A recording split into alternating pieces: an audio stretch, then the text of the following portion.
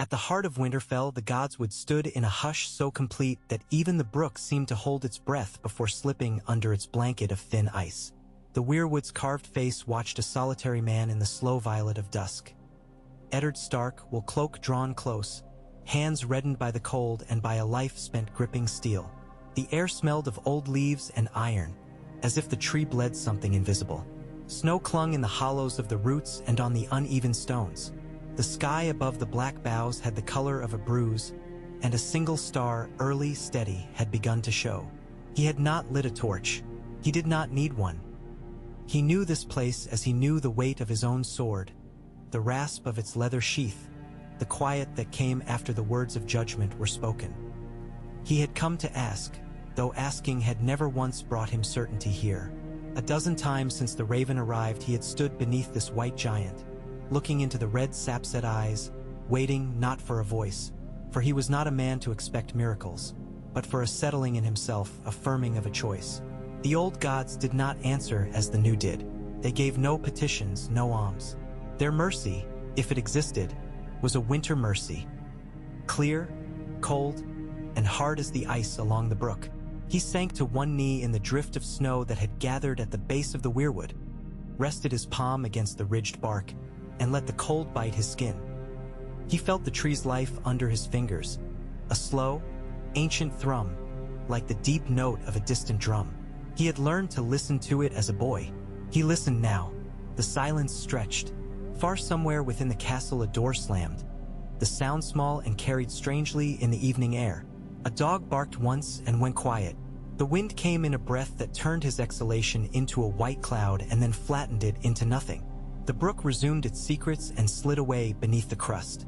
He did not speak aloud. He had already said his words to Catelyn, to Maester Luwin, to his own reflection in the basin when he shaved, to the ghost of a young woman in the crypt. The king was coming with all his noise and banners and meat-fat smiles. He would ask, and a friend's asking was not easy to refuse. Duty tilted like a blade balanced on a fingertip, and the weight of it pulled toward the south. He closed his eyes. Light moved behind his lids. The first star, the reddened eyes, the small, dim thread of water. Bones ached in his hands and shoulders with the old ache of cold worked into them. He thought, as he did every time, of the cost of going and the cost of staying. Winter was coming, that, at least, remained certain, carved into every lintel he had ever walked under, layered into his marrow. Father. The word passed through him like the flick of a fin in dark water, fleeting and so soft he might have told himself it was a memory. He had been father a long while. He had been called father by a dozen voices. He had been called father in laughter, in tears, in impatience at a laced boot, in pride at a straight arrow. He had been called father by a boy now sleeping in a fevered stillness in a tower room with shutters latched against drafts. Father. He felt the word more than heard it. It slid across the surface of his thoughts and left a cold track. The tree under his palm seemed to grow denser. He waited, eyes still shut, telling himself he was a man alone in snow with a white-barked tree beneath a bruised sky. The old gods did not speak. Men sometimes spoke to themselves and later swore it had been gods. Who is there? The question was barely a whisper, each syllable a curl of steam. He did not expect an answer. Leaves lifted. They did not rustle. The air changed rather than sound. He felt winter at his cheek, not the ordinary winter of wind and snow, but a winter that pressed down the world, that made the marrow hum with it, that had no beginning because it was older than beginnings. His hand on the bark trembled, not from cold alone. Do not go south. The words were no wind, no memory. His name came after, not Ned, not Lord, but Father, again, and then the urgent plea of a child's voice that was not a child's voice, layered with something deeper. Do not go, or go shrewder than you've ever walked, and do not let your honor be a banner others carry to their ends. His eyes opened. He turned his face up toward the carved mouth. The red eyes were what they had always been, resin set into wounds. Yet the space around him had tightened. The godswood felt less like trees and more like a room with a door he had stepped through without seeing it. His breath went shorter, the way it did before a horse took a fence too high. Who are you? He had the strangest urge to call out a name he would not speak to anyone else. He understood then, Not in shape, but in the sensation one gets in a hall before a tragedy is played. The hush just before the first line is spoken. The voice and the knowing were both his son and not his son. Bran had a small stubborn mouth, a way of narrowing his eyes when he tested himself against something that ought to be too much for him. Bran loved to climb where he ought not, and loved the feel of the wind on his face. Bran lay unmoving in a room warmed by braziers, a fever night running under his skin with the stealth of a thief. This voice was that boy from a distance no step could measure, crossed by something cold. Mother said to wait. The voice breathed, except there was no breath. But I cannot, not if the same things happen again. The leaves shivered. Father, listen. He had no words for a moment. Then he had too many. He kept them in his chest the way one keeps a hand on a cut before the blood can be seen. I am listening. There were flashes rather than sentences. Antlered gold crossing a hall and shattering. A boar with a wet, terrible gurgle. A girl's red hair like a banner against a stone parapet. A city burning green with a color that was not a TR. UE color. A boy on a wolf's back in a hall where the beams were black from long fires. A wedding where the music was wrong. A river choked with men who did not come up again. The images were not images at all perhaps, but the sense of them, the way dread wakes a man in the night before he remembers why he's afraid. Ned's fingers dug into bark until the roughness bruised. Be plain, he said, and almost laughed at himself for saying it to a tree. I will try. Creak of wood or words. We will run howlers and lose and die too many ways. If you go like before, you die in the dark below a place with steps. Swords are pulled and held back. The gold buys those who ought to stand with you. Do not trust the mockingbird. Do not trust the spider. Do not trust any man who smiles while telling you you have only one road. Send the girls away early. Send a man in your place where she thinks to seize one. Write to the brother with a stone for a heart and tell him what the other brother cannot bear. Send for reeds. Tie stones at the neck.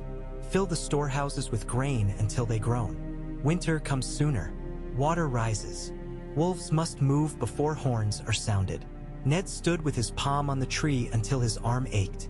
How can I prove this? It was a stupid question. He asked it anyway.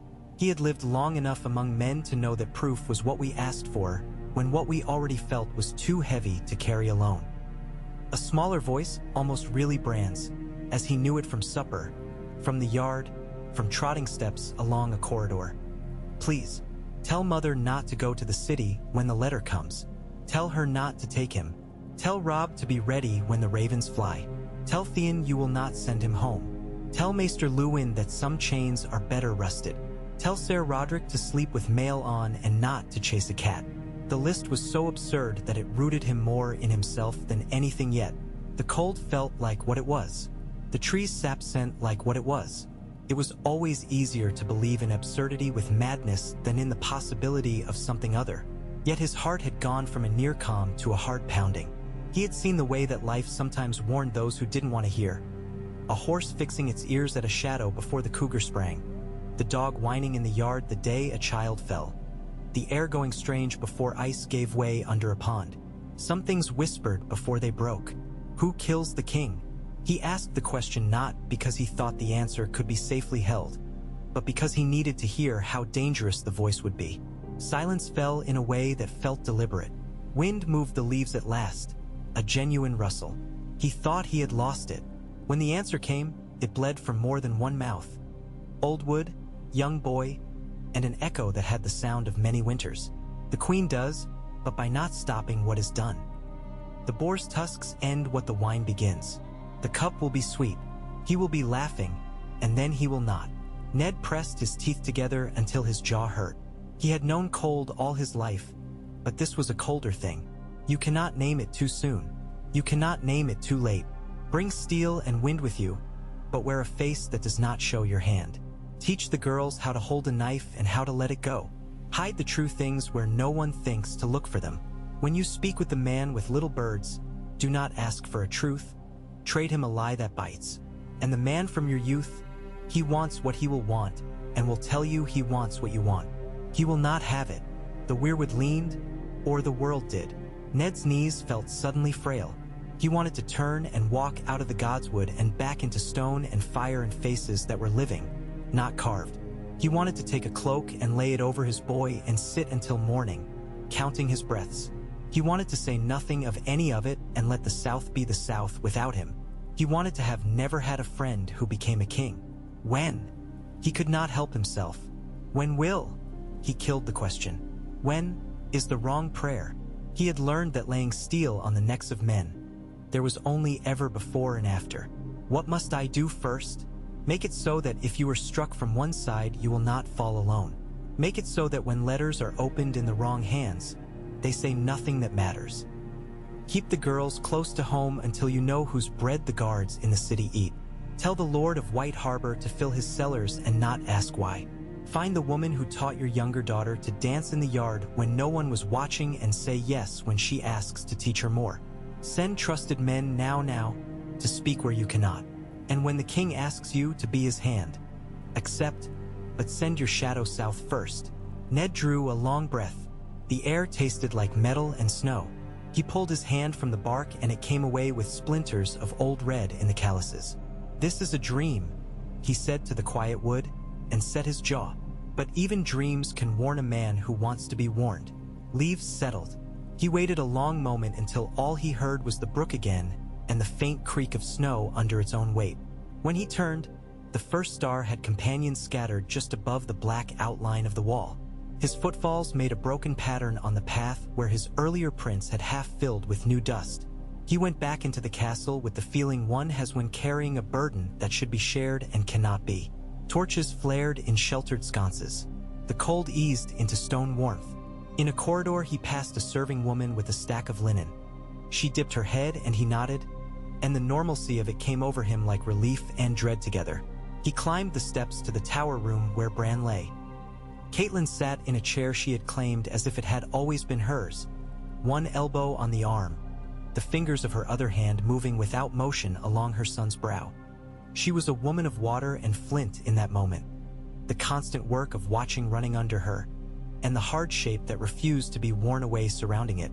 The room smelled of tallow and the bitter herbs Maester Luwin had set to steep. A brazier glowed, red in its bowl. He stood in the door a moment and she lifted her eyes. There was no plea there. She knew the shape of him well enough to know he would do what he could and what he felt right. To beg would be an insult to both. There is no change, she said, voice steady, and then softer. His hand was warm, for a time. Then no. He went to Bran's side. The boy's lashes made thin little shadows on his cheeks. His mouth was slightly open, the breath a quiet, stubborn thing.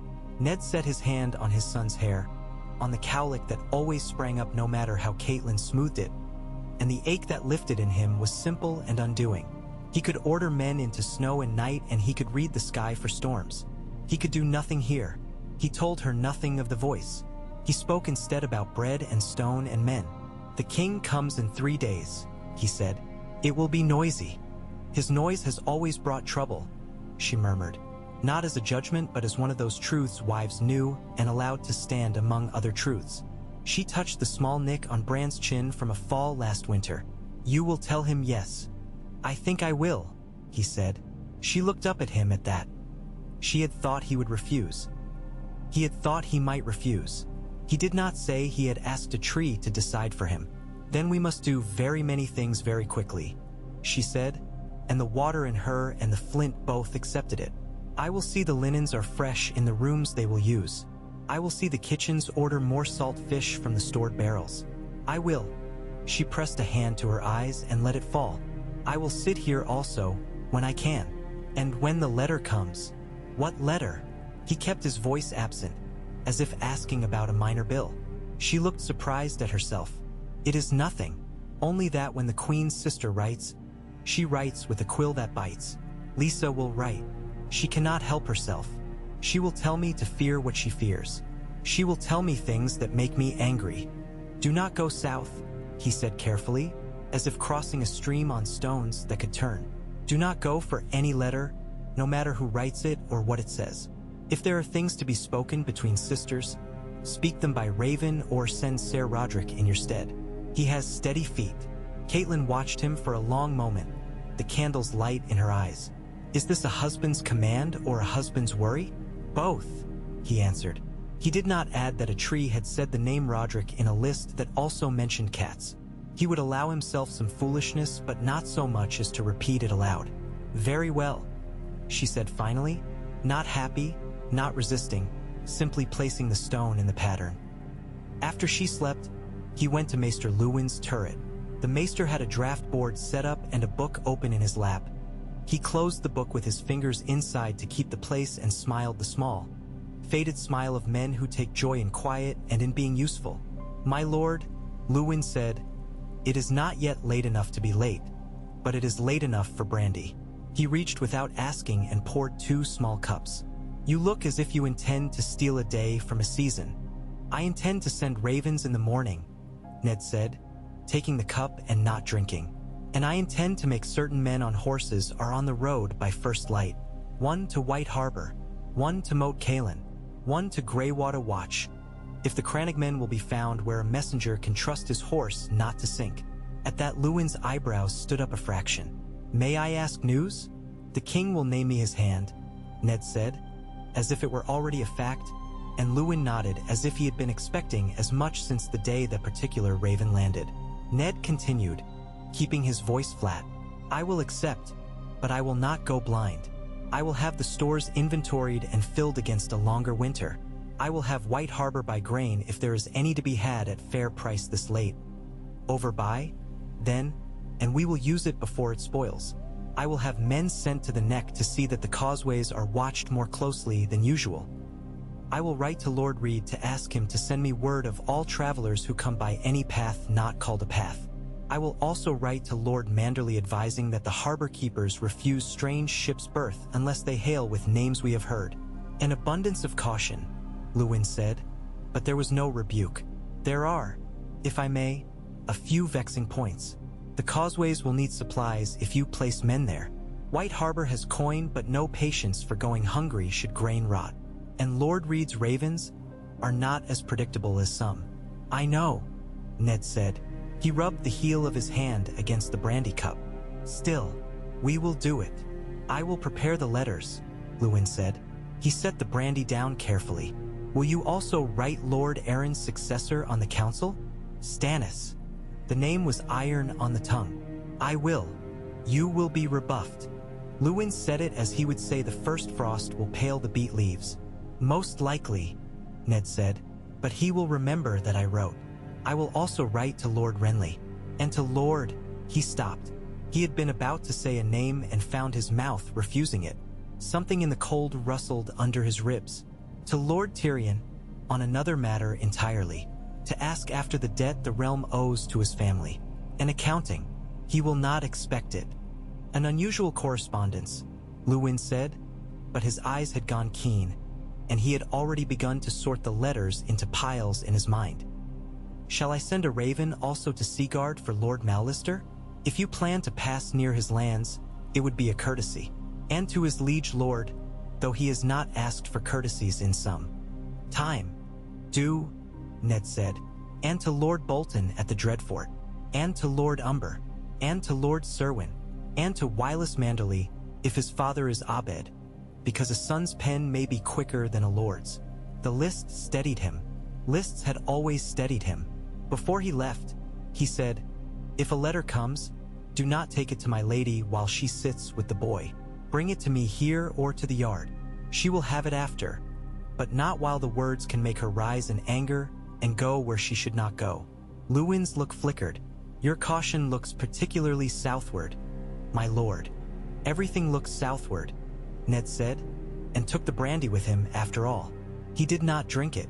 He set it outside Bran's door and forgot it until the morning, when its surface had skinned over with a thin film. The day of the king's arrival dawned raw and bright. Frost stood white on the kennel roofs and the spears of the men in the yard glinted like new ice. Robb had woken before the sun and driven the men harder than usual, a contained wildness in him that made those watching raise their chins a little.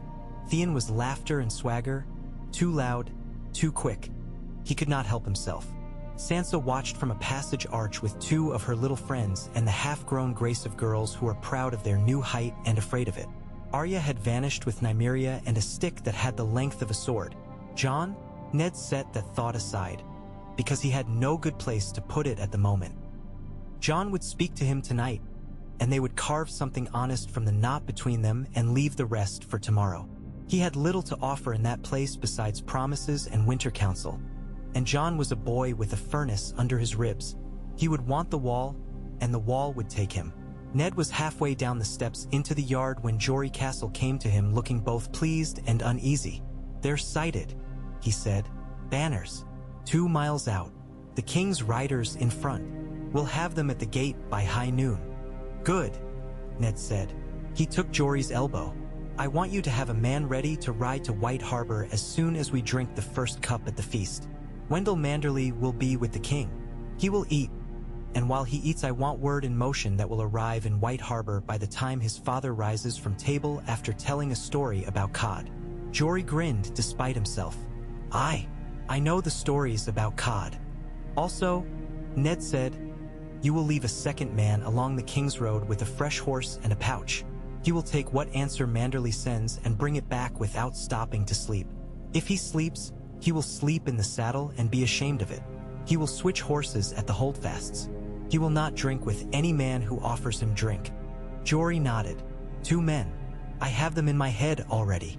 They are the ones who talk least and stand longest." Ned left him with it and went to the hall. The rushes had been changed.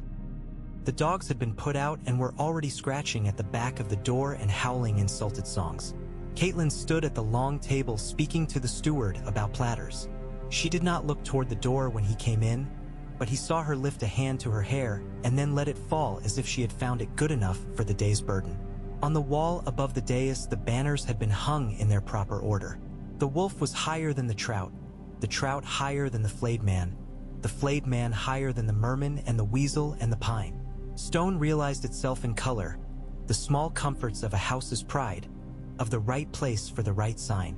They would gladden the king, who loved such displays when he remembered to look. "Sir Roderick," Ned said when he found him by the buttery examining a cask's hoop as if it might betray them.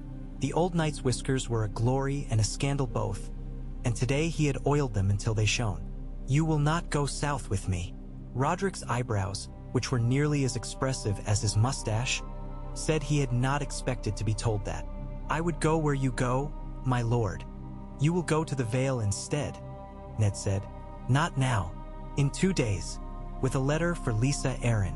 You will leave without heraldry and without explanation to anyone who does not sleep beneath this roof or take bread in this hall. You will go quietly and you will wear mail under your cloak and you will sleep with your boots on. And if, while you are in the town, you hear that cats cannot be caught, you will not chase one." Roderick blinked in a slow, bewildered way that made Ned want to laugh and not laugh at once. "As you say, my lord. Also," Ned said, "take with you a man from Lord Reed, if he comes in time. If he does not, take instead one of the bowmen from the Wolfswood who does not drink. I will speak to you again before you leave." Roderick nodded. He opened his mouth to form a question, then closed it. The old knight had learned the gift of not asking when his lord wore a face that did not invite questions. At the gate, shortly before noon, the sky broke into a tattered blue and let pale sunlight down on the long road where the royal party came like a slow river.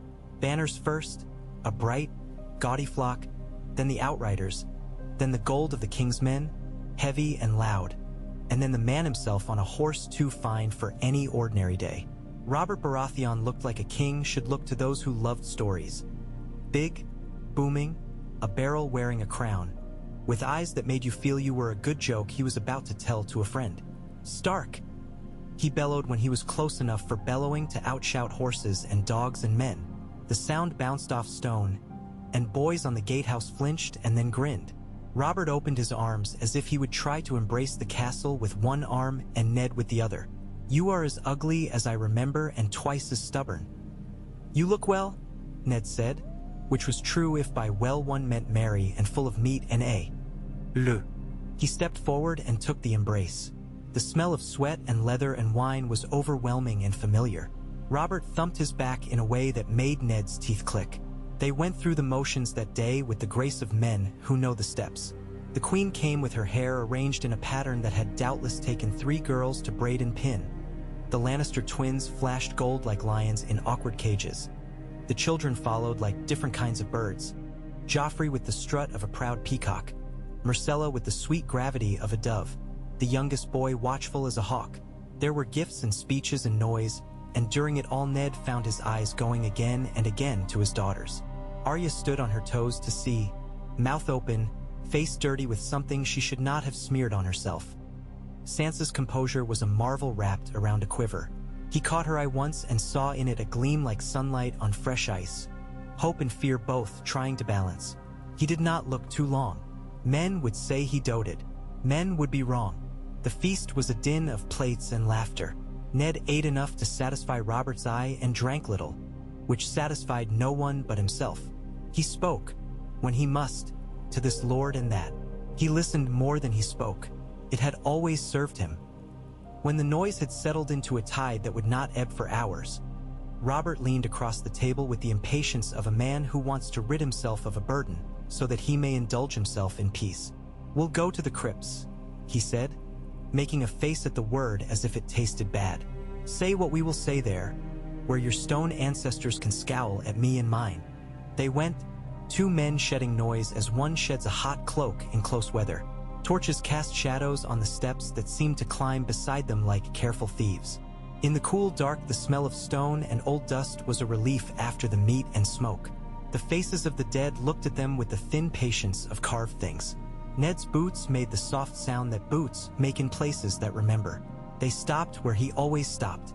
Robert stood with his hands on his hips, breathing with more labor than once he had, and stared at a woman's face in stone. "I told you I'd come and look at her," he said roughly. "I keep my word sometimes." "Sometimes," Ned said. He did not sit. The cold of the crypt had a clarity. He held to it. Robert turned, expecting, though he did not know it, a refusal. Ned saw the hope in him arranged cleverly under a mask of gruffness. Mourners always hoped for the impossible in small ways. Perhaps this is why kings drink, he thought. They hope too much and then decide not to know it. "You'll be my hand," Robert said. He did not make it a question. "I'll not go to the city without you at my back, and you can be sure I'll not go at all if you don't come." "I will come," Ned said. He watched the way relief loosened the tightness around Robert's eyes and did not allow himself to enjoy it. "I will come with men who will keep their mouths shut and their eyes open. I will bring my own garrison. I have learned that if a man walks into another man's hall, he should bring his own kindling. Also, I will send my daughters away north if there is any sign of trouble." Robert's face altered into something wanting to argue and then changed again. "You always were more dour than a goat," he said, not without affection. "But bring your Northmen if it pleases you. I have guards enough to hold 3 cities. And send your girls where you like. Though the queen will complain she has lost her new songbird." "If the queen complains," Ned said mildly, "she will feel better for it." Robert laughed, booming, the sound filling the crypt and returning smaller, as if the dead were amused in a cautious way. "You have not changed," he said. 7 hells, Ned. I need that. Down there," he jerked his head upward toward the invisible south, where the court lay like a tangle of vines. "Down there every man who smiles at me wants something. And you do not," Ned said. "I want a friend." Robert snapped, and then looked abashed by his own sincerity. "And I want a cup that never runs dry and a bed that doesn't complain when I snore." "You ask little," Ned said. Robert turned back to the stone woman. "I ask nothing at all," he said softly then, almost to himself.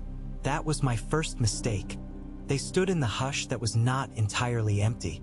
Ned said none of the things he could have said about the past. He had learned that some words only woke injuries that healed better as scars.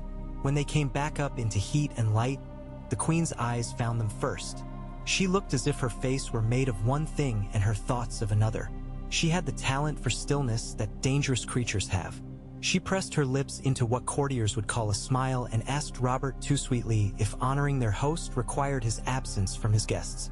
Robert waved a hand and demanded more bread. That night Ned sat with his daughters in his solar while the noise of the feast rose and fell below like the sea under a cliff. Sansa sat straight, hands folded, a picture of obedience marred only by the tremble of eagerness in her voice. Arya lay along the bench like a pup, scowling at a knot in the wood and stabbing it with a pin. The difference between them stopped his breath sometimes with love so fierce it frightened him.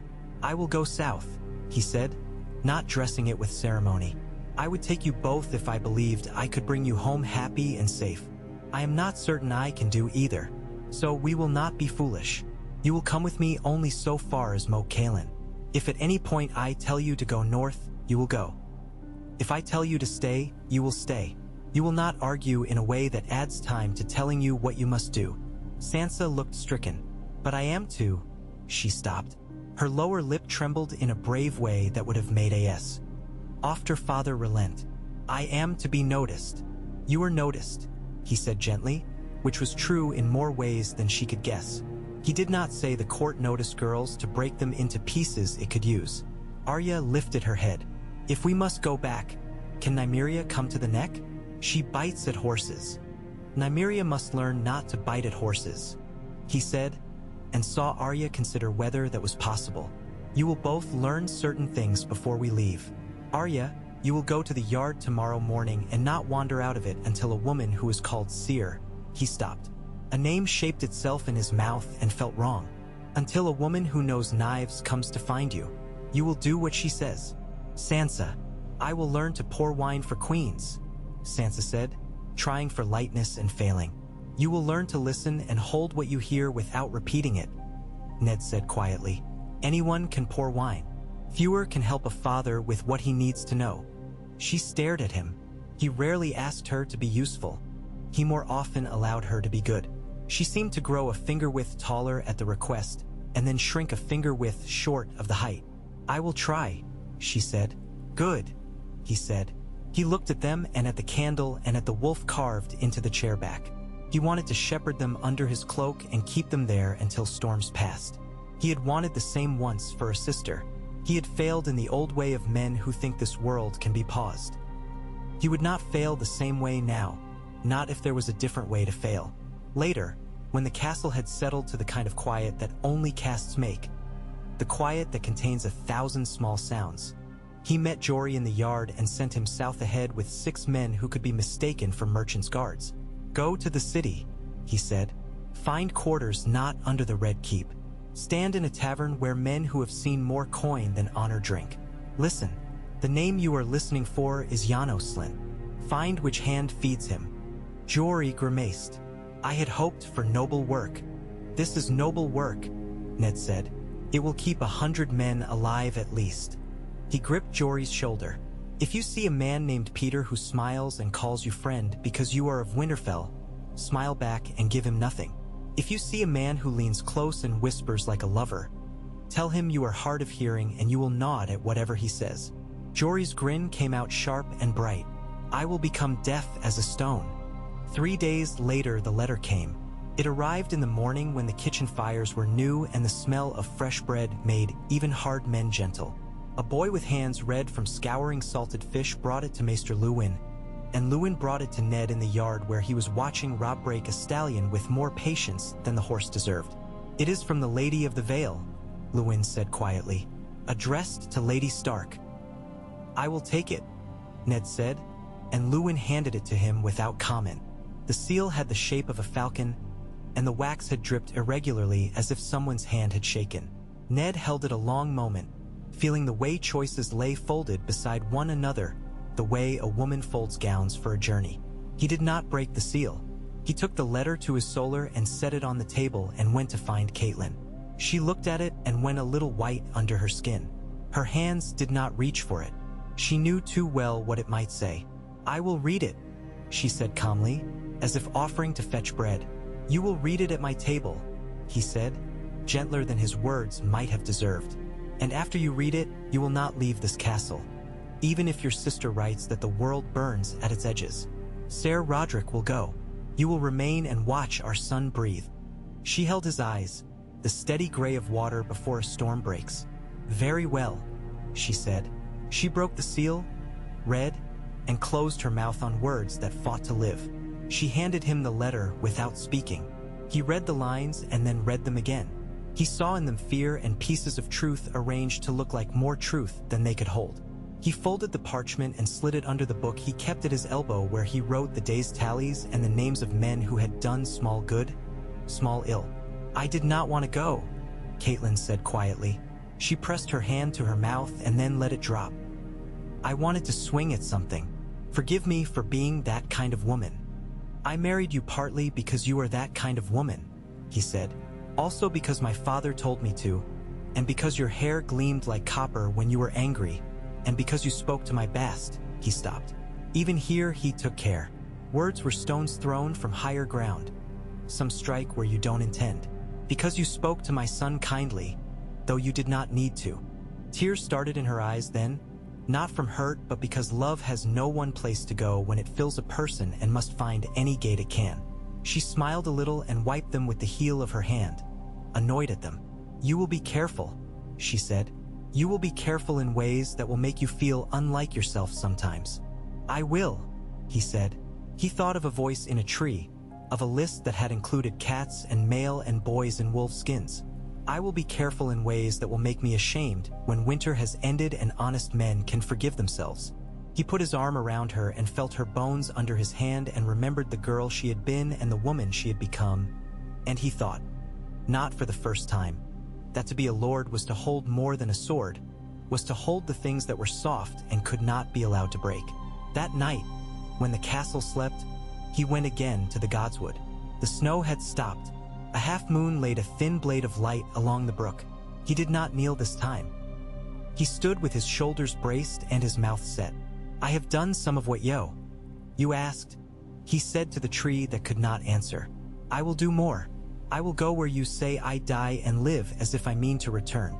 If I come back, I will thank you, and if I do not, then it will not matter." He felt foolish and right both, like a man kneeling in a field where no one can see him. When he turned to go, a soft sound came through the wood, the pad of paws on snow. He looked down and found a gray shape at the edge of the light, eyes catching moon. The direwolf had grown since they had found them, winter-footed, silent. It regarded him and flicked its ear. For one heart length, the wolf's gaze and the red wounds in the tree's face aligned, and he felt a braid run through him, the living, the carved, the wild. Then the wolf slipped away and was only a smear of darkness among darknesses. The morning saw preparations expanding like circles in water after a stone is thrown. Men delivered lists and left with more lists, the kind of bustle that makes a lord look wealthier than he is if well arranged. Maester Luwin's ravens left with wings that shed small black feathers which boys in the yard leapt to catch. In the armory, steel rang. In the stables, grooms cursed and coaxed alternately as the horses sensed departure. In the girls' chambers, women folded things that were not strictly necessary and argued over the number of needles a proper lady would carry and whether a girl who climbed needed more stockings than a girl who did not. In the kennels, the wolves themselves paced, in sympathy with some old pattern that had nothing to do with human journeys and everything to do with moon and hunger. Ned took hours to do a small thing. He walked the walls. He stopped at places where the mortar had flaked and made notes in his head about which stones would need resetting before frost found them worse. He spoke to the guard at the east gate about a man who had been drunk on watch 3 nights earlier, and he told him to choose a night to drink that was not a night the gate was his. He paused in a narrow tower and watched a crow sit on the angle of a roof with its head tucked into its wing. He wondered how much could be known by a man who sat and watched quietly for long enough. More than a king who ate too much, less than a boy who climbed where he should not. He found John in the yard late in the afternoon with a saddle on a new horse that did not want him. John's face was flushed with the work of not losing his temper. "He is not yours," Ned said mildly. John managed to laugh. "Nothing is mine. I am practicing." The truth of it felt like a weight. He wanted to take it off the boy's shoulders and had no right. "Walk with me," he said, and John left the horse in the groom's hands and followed. They went to the place where the wall gives you a view of the alder swamp beyond the outer palisade, where the sunlight turns the water between the trunks to hammered copper at day's end. "You will go to the wall," Ned said. "It is not an order. It is an understanding." John kept his eyes on the water. "Yes.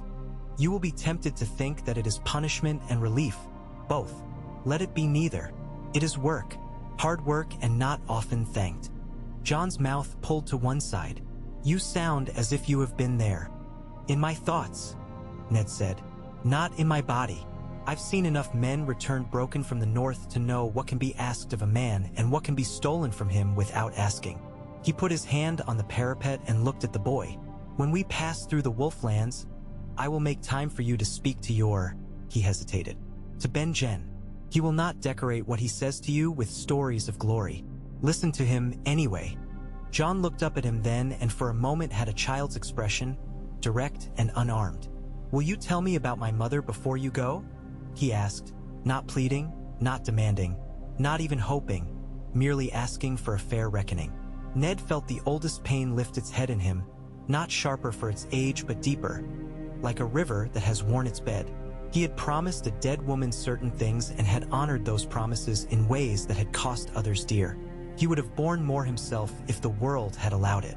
I will tell you some things, he said, and I will tell you some other things when doing so will not set men digging in ground they should leave unturned. John nodded once, accepting the shape of yet another refusal that was also a love. Thank you. They stood a while both silent. The soft winter sun slid further down between the trees. A fish broke the surface and left rings that traveled until they met the shadows and were gone. When Ned went back to the tower room, Bran's breathing sounded different. It had a hitch in it, like a boy trying not to cry, except he did not cry. He lay as he had lain, but his fingers had curled a fraction. Caitlin sleep sat in her chair, jaws clenched against the sleep she had refused for too long. Ned stood and watched them and wanted for the 1000th time to give up all other things in exchange for this one boy opening his eyes and saying he was sorry he had fallen, as if he could be blamed for it. He reached down and set a hand on Bran's knuckles, and for the space of a heartbeat thought he felt the faintest answering pressure. He did not speak of it. He did not need to. Caitlin's eyes opened, and she smiled the halting smile of a woman whose body wants to hope and whose mind knows hope can crack the bones from inside if handled wrong. He is warmer, she said, as if discussing weather. Ned nodded, and when Maester Lewin came he said nothing at all except that one of the ravens had returned from Moat Cailin with a message that Lord Reed's man would be at the garrison by nightfall. The man came near midnight, wrapped in a cloak that looked as if it had been woven out of marsh shadows. He slipped into the yard as if he had risen out of it. He bowed, unsmiling, to Ned, and said, "M'lord." He smelled faintly of what? And green rot, a smell that made Ned think suddenly of boyhood and a man with ash-white hair and eyes like leaves. "My father sends me.